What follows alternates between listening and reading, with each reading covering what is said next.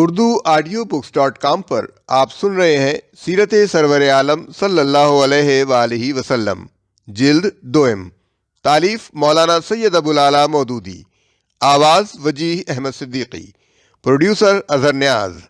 باب 13، حصہ 4، مدینے میں حضور صلی اللہ علیہ وآلہ وسلم کا انتظار۔ رسول اللہ صلی اللہ علیہ وآلہ وسلم کے مکہ سے نکلنے کی اطلاع مدینے پہنچ چکی تھی۔ بخاری باب الہجرت میں زہری عن عروہ بن زبیر کی سند سے یہ روایت بیان کی گئی ہے۔ ابن اسحاق نے بھی اسے نقل کیا ہے اور حاکم اور موسیٰ بن عقبہ نے تصریح کی ہے کہ یہ واقعہ حضرت عروہ رضی اللہ تعالیٰ عنہ نے خود اپنے والد ماجد حضرت زبیر رضی اللہ عنہ بن العوام سے سنا تھا کہ مسلمان روز صبح کے وقت نکل کر مکے کے راستے پر بیٹھ جاتے تھے اور اس وقت تک بیٹھے رہتے تھے جب تک دھوپ کی تپش ناقابل برداشت نہ ہو جاتی، پھر اپنے گھروں کو پلٹ جاتے تھے۔ ابن سعد نے واقدی کے حوالے سے لکھا ہے کہ مہاجرین آپ صلی اللہ علیہ وآلہ وسلم کی آمد میں دیر لگنے سے پریشان تھے۔ ہر روز وہ اور انصار حرہ الاسبہ پر جا بیٹھتے اور دھوپ چڑھتے تک انتظار کرتے رہتے تھے۔ حرہ لاوے سے جلی ہوئی سیاہ چٹانوں کو کہتے ہیں۔ مدینے کے نواح میں ہر طرف یہ چٹانیں پائی جاتی ہیں۔ حرۃ الاسبہ اس حرے کا نام ہے جو قباء کے باہر مکہ کے راستے پر پایا جاتا ہے، اسے حرۃ القبا بھی کہتے ہیں۔ ابن جریر اور ابن ہشام نے ابن اسحاق کے حوالے سے عبد الرحمن بن عویم بن سعادہ کا یہ بیان نقل کیا ہے کہ مجھے میری قوم کے متعدد صحابہ کرام نے بتایا کہ حضور صلی اللہ علیہ وآلہ وسلم کے مکہ سے نکلنے کی اطلاع پاتے ہی ہم لوگ آپ صلی اللہ علیہ وآلہ وسلم کی آمد کا انتظار کرنے لگے تھے۔ ہر روز صبح کو ہم اپنے حرے پر چلے جاتے اور اس وقت تک راہ دیکھتے رہتے جب تک دھوپ ہمیں کاٹنے نہ لگتی اور کہیں سایہ باقی نہ رہتا۔ یہ گرمی کا زمانہ تھا، اس لیے ہم لوگ دوپہر کے قریب اپنے گھروں کو چلے جاتے۔ بزار نے حضرت عمر رضی اللہ تعالی عنہ سے یہی بات روایت کی ہے۔ یہ اس بات کی اولین علامت تھی کہ رسول اللہ صلی اللہ علیہ وآلہ وسلم اپنا محبوب وطن چھوڑ کر کسی پناہ گزین کی طرح ایک نئی جگہ تشریف نہیں لے جا رہے تھے، بلکہ اللہ کے فضل سے آپ کو مقام ہجرت وہ ملا تھا جہاں کے لوگ آپ صلی اللہ علیہ وآلہ وسلم کی راہ میں آنکھیں بچھانے کے لیے بے تاب تھے۔ آپ صلی اللہ علیہ وآلہ وسلم کا قباء پہنچنا دوپہر کا وقت تھا اور لوگ حضور صلی اللہ علیہ وآلہ وسلم کا انتظار کر کے گھروں کو جا چکے تھے۔ تب آپ صلی اللہ علیہ وآلہ وسلم اپنے ساتھیوں کی معیت میں قباء پہنچے، جو مدینے کی نواحی بستیوں میں مشہور ترین بستی ہے۔ قباء میں آپ صلی اللہ علیہ وآلہ وسلم کی تشریف آوری کے متعلق دو روایتیں ہیں جو بظاہر مختلف نظر آتی ہیں۔ ایک روایت یہ ہے کہ حضور حرہ یعنی حرۃ القبا کے قریب پہنچ کر ایک جانب اتر گئے اور انصار کو اطلاع دینے کے لیے کسی کو بھیجا۔ یہ خبر پاتے ہی لوگ آئے اور انہوں نے حضور صلی اللہ علیہ وآلہ وسلم اور حضرت ابو بکر رضی اللہ تعالیٰ عنہ کو سلام کر کے عرض کیا، آپ اطمینان سے تشریف لے چلیں، ہم سب آپ کے تابع فرمان ہیں۔ یہ بخاری میں حضرت انس رضی اللہ تعالیٰ عنہ کی روایت ہے اور ابن سعد نے بھی اسی کو انہی کے حوالے سے نقل کیا ہے۔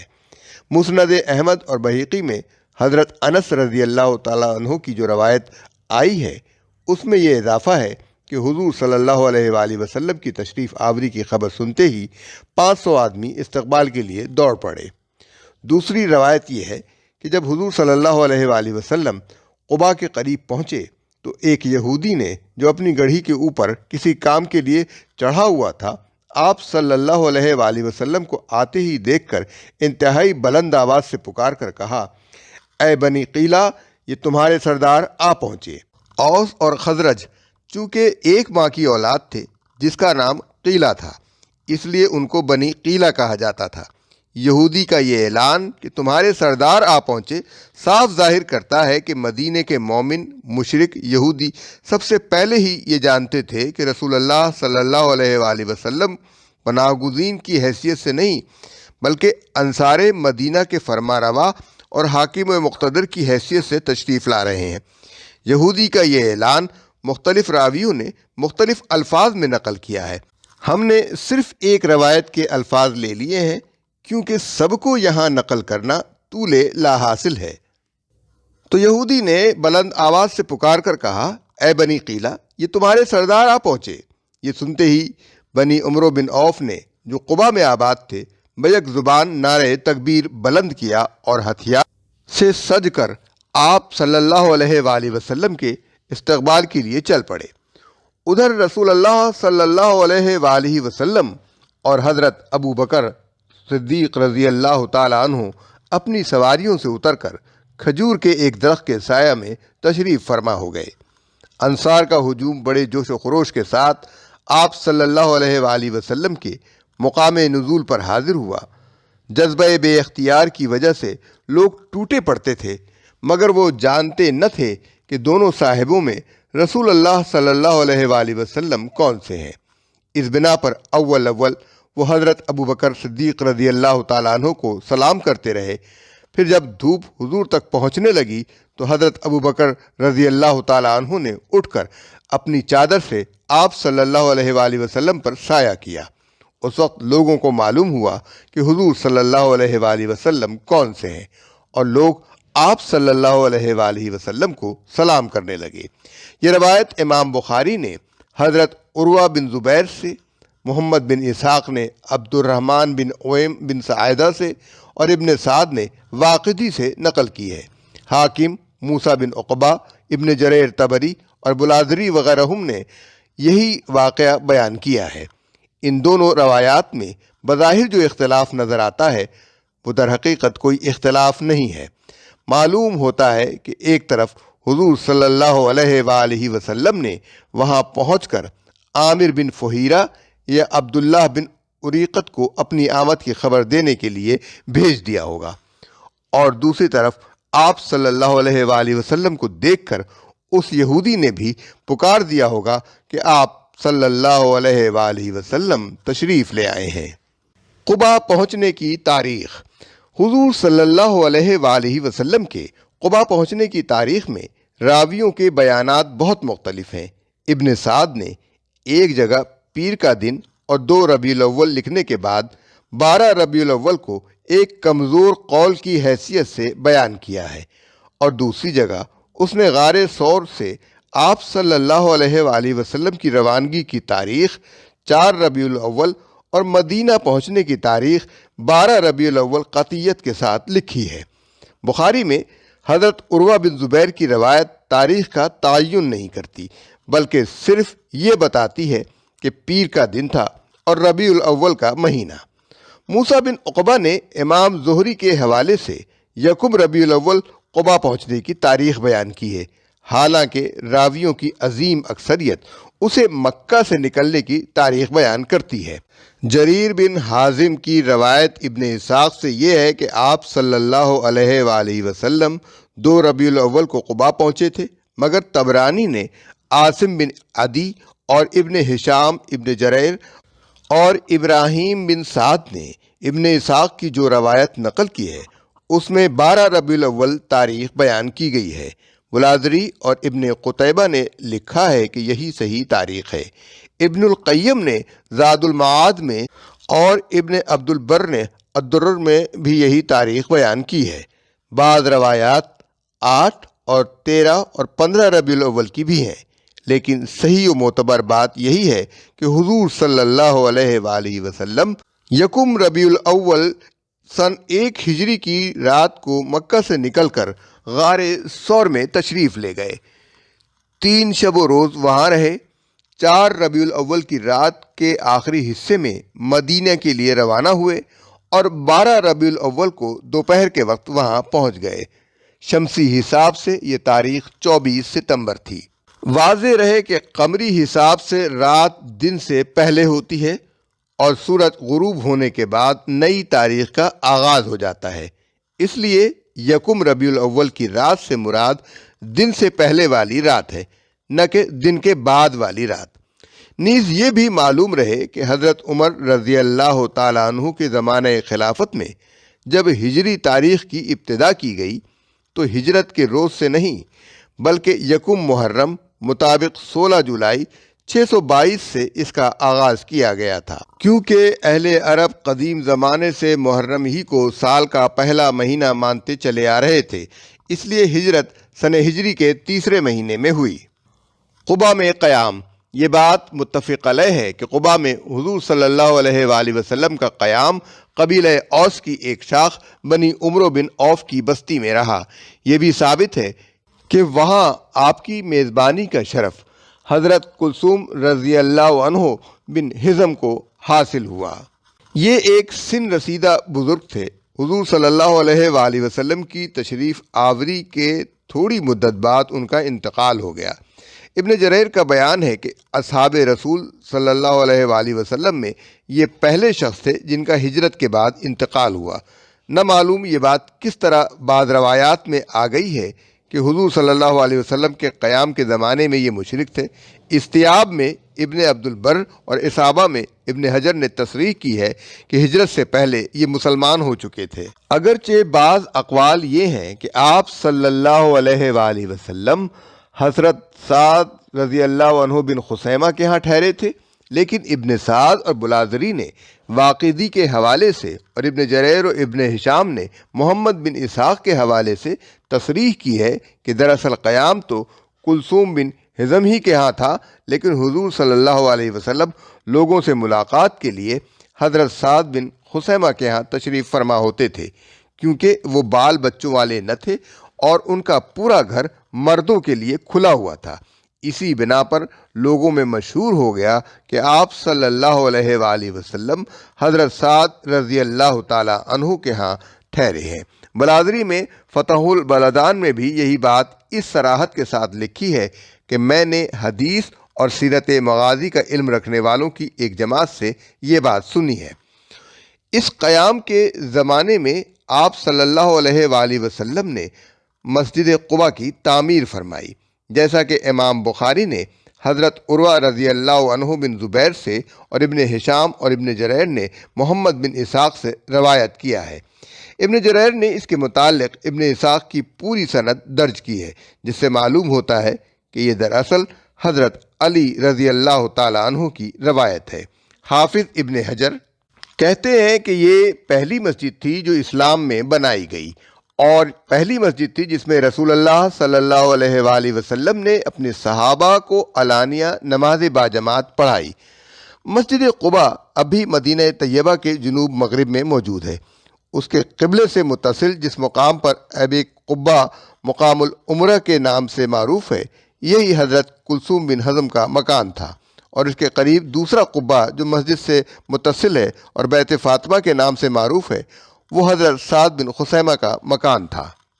اسی زمانے میں حضرت علی رضی اللہ عنہ مکہ سے حضور صلی اللہ علیہ وسلم کی خدمت میں پہنچ گئے اور آپ صلی اللہ علیہ وسلم کے ساتھ ہی کلثوم رضی اللہ عنہ بن حزم کے ہاں قیام کیا۔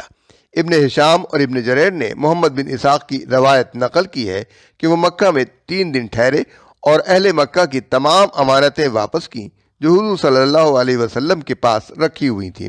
اس کے بعد انہوں نے وہاں سے ہجرت فرمائی۔ اس امر میں اختلاف ہے کہ قباء میں حضور صلی اللہ علیہ وآلہ وسلم کا قیام کتنے دن رہا۔ بخاری و مسلم اور ابن سعد میں حضرت انس بن مالک کی روایت ہے کہ آپ صلی اللہ علیہ وآلہ وسلم وہاں 14 روز رہے۔ واقدی نے بھی 14 دن ہی زمانہ قیام بتایا ہے۔ حضرت عائشہ رضی اللہ تعالی عنہ اور عروہ رضی اللہ عنہ بن زبیر سے منقول ہے کہ 10 سے چند روز زیادہ قیام رہا۔ بنی عمرو بن عوف کے بعض لوگوں کا بیان ہے کہ حضور صلی اللہ علیہ وآلہ وسلم وہاں 18 روز ٹھہرے۔ موسیٰ بن عقبہ کی روایت امام زہری اور مجمع بن یزید بن حارثہ سے یہ ہے کہ آپ وہاں 22 دن رہے، اور یہی زبیر بن بکار کی روایت ہے جو انہوں نے بنی عمرو بن عوف کے متعدد لوگوں سے سنی۔ بلازری نے ایک قول 23 دن کا بھی نقل کیا ہے، لیکن ابن سعد، ابن اسحاق، ابن ہشام، ابن جریر، بلازری اور ابن حبان نے قطعیت کے ساتھ کہا ہے کہ حضور صلی اللہ علیہ وآلہ وسلم نے قباء میں پیر، منگل، بدھ اور جمعرات کو قیام فرمایا، اور جمعہ کے روز آپ وہاں سے مدینے کے لیے روانہ ہو گئے۔ یہی قول مغازی اور سیر کے علماء میں مشہور ہے۔ اگرچہ ابن حبان نے قباء میں حضور صلی اللہ علیہ وسلم کا قیام 3 دن بیان کیا ہے، اور موسیٰ بن عقبہ نے بھی یہی لکھا ہے، مگر دراصل انہوں نے آپ صلی اللہ علیہ وآلہ وسلم کے قباء پہنچنے اور قباء سے روانہ ہونے کے دنوں کو زمانہ قیام میں شمار نہیں کیا، اس لیے ان کا قول بھی قول مشہور کے مطابق ہے۔ قباء سے روانگی اور پہلی نماز جمعہ ابن ہشام اور ابن جریر نے ابن اسحاق کی روایت نقل کی ہے، اور یہی ابن سعد اور بلازری کی روایت بھی ہے کہ حضور صلی اللہ علیہ وآلہ وسلم جمعہ کے روز دن چڑھے قباء سے روانہ ہوئے۔ بنی سالم بن عوف کی بستی میں پہنچے تھے کہ نماز جمعہ کا وقت آ گیا۔ آپ وہاں اترے اور ان کی مسجد میں جمعہ پڑھایا۔ 100 آدمی اس نماز میں شریک تھے، اور یہ پہلا جمعہ تھا جو حضور صلی اللہ علیہ وآلہ وسلم کی امامت میں پڑھا گیا۔ بنی سالم کی یہ مسجد وادی رانونہ میں تھی اور پہلے مسجد خبیب کہلاتی تھی۔ حضور صلی اللہ علیہ وآلہ وسلم کے وہاں جمعہ پڑھانے کے بعد مسجد جمعہ کے نام سے مشہور ہو گئی، اور آج تک اسی نام سے مشہور ہے۔ مدینہ سے قباء جاتے ہوئے یہ راستے کے بائیں جانب ملتی ہے۔ یاقوت نے معجم البلدان میں لفظ رانونہ کے تحت لکھا ہے کہ وادی رانونہ میں اس مسجد کے وقوع کا ذکر ابن اسحاق کی سیرت کے اس خلاصے میں آیا ہے جو ابن ہشام نے کیا ہے، ورنہ دوسرے سب صرف یہ لکھتے ہیں کہ حضور صلی اللہ علیہ وآلہ وسلم نے بنی سالم کی مسجد میں نماز جمعہ ادا کی۔ اس موقع پر رسول اللہ صلی اللہ علیہ وآلہ وسلم نے جو خطبہ ارشاد فرمایا تھا اسے سعید بن عبد الرحمن الجمحی کے حوالے سے ابن جریر طبری نے اپنی تاریخ میں لفظ بلفظ درج کیا ہے، لیکن اس میں قرآن مجید کی بعض ایسی آیات پائی جاتی ہیں جو ہجرت کے بعد نازل ہوئیں، اس لیے یہ امر مشتبہ ہے کہ حضور صلی اللہ علیہ وآلہ وسلم کی طرف جو خطبہ منسوب کیا گیا ہے وہ صحیح الفاظ میں نقل ہوا ہے یا نہیں۔ مدینہ میں داخلہ۔ نماز جمعہ کے بعد جب حضور صلی اللہ علیہ وآلہ وسلم مدینے جانے کے لیے تیار ہوئے تو بنی سالم کے لوگ حضرت عتبان بن مالک اور حضرت عباس بن عبادہ بن نزلہ کی سربراہی میں سامنے آئے، اور آپ صلی اللہ علیہ وآلہ وسلم کی اونٹنی کی نکیل تھام کر انہوں نے عرض کیا، یا رسول اللہ، آپ ہمارے ہاں قیام فرمائیں، ہم تعداد میں بھی کافی ہیں، جنگی سر و سامان بھی رکھتے ہیں اور دفاع کی طاقت بھی۔ حضور صلی اللہ علیہ وآلہ وسلم نے فرمایا، میری اونٹنی کا راستہ چھوڑ دو، کیونکہ یہ معمور ہے۔ مطلب یہ تھا کہ یہ اللہ تعالیٰ کے حکم کے تحت چل رہی ہے اور اسی جگہ جا کر ٹھہرے گی جہاں ٹھہرنے کا حکم اللہ تعالیٰ کی طرف سے ہوگا۔ آگے چلے تو بنی بیازہ، بنی ساعدہ، بنی الحارث، بنی عدی بن نجار کے محلے راستے میں آئے۔ ہر جگہ ان قبیلوں کے لوگ اپنے سرداروں کی پیشوائی میں سامنے آ کر اپنے یہاں قیام کے لیے عرض کرتے رہے، اور آپ صلی اللہ علیہ وآلہ وسلم ان سب کو یہی جواب دیتے رہے کہ میری اونٹنی کا راستہ چھوڑ دو، کیونکہ یہ معمور ہے۔ حضور صلی اللہ علیہ وآلہ وسلم نے اس کو نکیل ڈھیلی چھوڑ رکھی تھی، اور آپ صلی اللہ علیہ وسلم اسے کوئی ہلکا اشارہ بھی نہیں فرما رہے تھے کہ وہ کدھر جائے اور کہاں ٹھہرے۔ جب وہ بنی مالک بن نجار کے محلے میں پہنچی تو ٹھیک اس جگہ جا کر بیٹھ گئی جہاں آج مسجد نبوی اور بعض روایات کے مطابق منبر رسول ہے، مگر حضور صلی اللہ علیہ وسلم اس پر تشریف فرما رہے۔ وہ پھر اٹھی اور کچھ دور چل کر پھر اسی جگہ پلٹ آئی اور وہاں ٹک گئی۔ تب حضور صلی اللہ علیہ وسلم اس پر سے اترے۔ بنی مالک بن نجار یہ وہی خاندان تھا جس کی ایک خاتون سلمہ بنت عمرو سے حضور صلی اللہ علیہ وسلم کے پردادا ہاشم نے شادی کی تھی، اور حضور کے دادا عبد المطلب انہی کے بطن سے پیدا ہوئے تھے۔ اسی خاندان میں عبد المطلب جوانی کی عمر کے قریب پہنچنے تک پلے بڑھے۔ اسی خاندان کے لوگ اس موقع پر عبد المطلب کی حمایت کے لیے مکے پہنچ گئے تھے جب ان کے چچا نے ان کی میراث مار کھائی تھی، اور اس خاندان میں حضور صلی اللہ علیہ وآلہ وسلم کے خاندان کا تعلق اتنا گہرا تھا کہ آپ صلی اللہ علیہ وسلم کے والد جناب عبداللہ نے اپنے آخری ایام زندگی انہی کے ہاں گزارے اور یہیں وہ مدفون ہوئے، اور حضور صلی اللہ علیہ وسلم کی والدہ ماجدہ آپ صلی اللہ علیہ وسلم کو بچپن میں انہی لوگوں سے ملانے کے لیے مدینے لے گئی تھیں۔ اچھا، جب اونٹنی واپس آ کر بیٹھ گئی تب حضور صلی اللہ علیہ وسلم اس پر سے اترے۔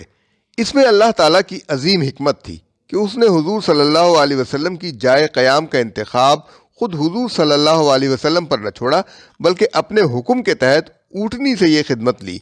اگر حضور صلی اللہ علیہ وسلم اپنی پسند سے جائے قیام کا انتخاب فرماتے تو انصار کے دوسرے قبیلوں میں یہ احساس پیدا ہو سکتا تھا کہ آپ صلی اللہ علیہ وسلم نے ہم پر بنی نجار کو ترجیح دی ہے۔ یہ ابن اسحاق کی روایت ہے، جسے ابن ہشام نے تفصیل کے ساتھ اور ابن جریر نے اختصار کے ساتھ نقل کیا ہے۔ ابن سعد اور بلادری نے بھی اسے مختصراً بیان کیا ہے۔ حضرت ابو ایوب رضی اللہ تعالیٰ عنہ کے ہاں قیام۔ آگے کی رودات کے بارے میں روایات مختلف ہیں۔ ابن اسحاق کی روایت یہ ہے کہ جب حضور صلی اللہ علیہ وآلہ وسلم اونٹنی سے اتر گئے تو سامنے ہی حضرت ابو ایوب رضی اللہ تعالیٰ عنہ انصاری خالد بن زید کا مکان تھا۔ وہ حاضر ہوئے اور آپ صلی اللہ علیہ وآلہ وسلم کا سامان اتار کر اپنے گھر میں لے گئے، اور آپ صلی اللہ علیہ وآلہ وسلم نے انہی کے ہاں قیام فرمایا۔ بخاری اور مسند احمد میں حضرت انس رضی اللہ تعالیٰ عنہ کی روایت ہے کہ آپ نے اونٹنی سے اتر کر دریافت فرمایا کہ ہمارے لوگوں میں سے کس کا گھر یہاں سے قریب تر ہے۔ حضرت ابو ایوب رضی اللہ تعالیٰ عنہ نے عرض کیا، میرا یا رسول اللہ، یہ سامنے میرا گھر ہے اور یہ میرا دروازہ ہے۔ حضور صلی اللہ علیہ وسلم نے فرمایا، تو جاؤ اور ہمارے لیے قیلولے کا انتظام کرو۔ ابن سعد نے بھی حضرت انس رضی اللہ تعالیٰ عنہ کے حوالے سے یہی بات لکھی ہے، اور واقدی کے حوالے سے ابن سعد اور بلادری نے اس پر یہ اضافہ کیا ہے کہ حضور صلی اللہ علیہ وآلہ وسلم کی اونٹنی کو حضرت اسعد رضی اللہ عنہ بن زرارہ نے اپنے ہاں لے جا کر باندھ دیا اور وہی اس کی دیکھ بھال کرتے رہے۔ بعض روایات میں ہے کہ اونٹنی سے اتر کر حضور صلی اللہ علیہ وسلم نے فرمایا، ھذا المنزل انشاءاللہ، یہی جائے قیام ہے اگر اللہ نے چاہا۔ حضرت ابو ایوب رضی اللہ تعالیٰ عنہ نے آ کر عرض کیا کہ میرا مکان یہاں سے قریب ترین ہے، آپ اجازت دیں تو میں آپ کا سامان اپنے ہاں لے جاؤں۔ حضور صلی اللہ علیہ وسلم نے ان کو اجازت دے دی اور وہ سامان اپنے ہاں اٹھا کر لے گئے۔ طبرانی نے عبداللہ بن زبیر رضی اللہ عنہ سے یہی بات روایت کی ہے۔ بخاری و مسلم اور مسند احمد میں حضرت براء بن عازب رضی اللہ عنہ کی روایت ہے کہ لوگوں میں اس بات پر جھگڑا ہوا کہ آپ صلی اللہ علیہ وآلہ وسلم کہاں اتریں، اور آخر کار حضور صلی اللہ علیہ وآلہ وسلم نے فرمایا، آج میں بنی نجار میں ٹھہروں گا جو عبد المطلب کی ننھیال ہے۔ حافظ ابن حجر نے اصابہ میں مسند احمد کے حوالے سے خود حضرت ابو ایوب رضی اللہ تعالیٰ عنہ کا یہ بیان نقل کیا ہے کہ جب انصار میں اس بات پر جھگڑا بڑھا کہ حضور صلی اللہ علیہ وسلم کا قیام کہاں ہو تو آخر کار قرہ ڈالا گیا اور میرا نام نکلا۔ ان مختلف بیانات کو دیکھ کر ایسا محسوس ہوتا ہے کہ پہلے تو حضور صلی اللہ علیہ وآلہ وسلم حضرت ابو ایوب کے ہاں اتر گئے ہوں گے، اور بعد میں آ کر دوسرے قبیلوں نے یہ چاہا ہوگا کہ اس شرف میں انہیں بھی حصہ ملے۔ اس پر قرآن اندازی کی نوبت آئی ہوگی، اور حضور صلی اللہ علیہ وسلم نے لوگوں کو یہ فرما کر مطمئن کیا ہوگا کہ اس خاندان میں میری پہلے سے قرابت ہے، کیونکہ اہل عرب کے ہاں قرابت کا حق مقدم ہونا مسلم تھا۔ حضرت ابو ایوب انصاری رضی اللہ تعالیٰ عنہ کا یہ مکان اب بھی مسجد نبوی کے جنوب مشرقی جانب موجود ہے، اور اس کے قریب دار جعفر الصادق ہے، جس میں اب مسجد نبوی کے امام و خطیب رہتے ہیں۔ امام ابو یوسف رحمۃ اللہ علیہ نے کتاب الذکر الدعا میں حضرت ابو ایوب رضی اللہ تعالیٰ عنہ انصاری کا اپنا بیان نقل کیا ہے کہ جب حضور صلی اللہ علیہ وآلہ وسلم میرے ہاں اترے تو آپ صلی اللہ علیہ وسلم مکان کے نچلے حصے میں ٹھہرے اور میں اور ایوب کی ماں بالائی منزل میں رہے۔ رات کو میں نے ایوب رضی اللہ تعالیٰ عنہ کی ماں سے کہا، حضور صلی اللہ علیہ وسلم اوپر قیام فرمانے کے زیادہ حقدار ہیں، کیونکہ آپ صلی اللہ علیہ وسلم کے پاس ملائکہ آتے ہیں اور آپ صلی اللہ علیہ وسلم پر وحی نازل ہوتی ہے۔ اس خیال سے نہ میں رات کو سو سکا اور نہ ایوب۔ صبح میں نے حضور صلی اللہ علیہ وسلم سے یہ ماجرا عرض کیا۔ آپ صلی اللہ علیہ وسلم نے فرمایا، نیچے کا مکان میرے لیے زیادہ آرام دہ ہے۔ میں نے عرض کیا کہ قسم اس ذات کی جس نے آپ صلی اللہ علیہ وآلہ وسلم کو حق کے ساتھ بھیجا ہے، میں ایسے بالا خانے میں نہیں رہ سکتا جس کے نیچے آپ قیام فرما ہوں۔ غرض میں نے اتنا الہا کیا کہ آپ صلی اللہ علیہ وآلہ وسلم اوپر کی منزل میں رہنے پر راضی ہو گئے۔ لیکن ایک روز ایسا ہوا کہ اوپر کی منزل میں پانی کا ایک برتن ٹوٹ گیا۔ حضرت ابو ایوب رضی اللہ تعالیٰ عنہ کو اندیشہ ہوا کہ کہیں پانی ٹپک کر نیچے نہ گر جائے اور اس سے حضور صلی اللہ علیہ وسلم کو تکلیف ہو، اس لیے دونوں میاں بیوی کے پاس جو ایک ہی لحاف تھا اس کو انہوں نے پانی پر ڈال کر جلدی جلدی اسے خشک کیا۔ بحیقی اور ابن شیبہ نے بھی حضرت ابو ایوب رضی اللہ تعالیٰ عنہ سے یہ واقعہ اسی طرح روایت کیا ہے۔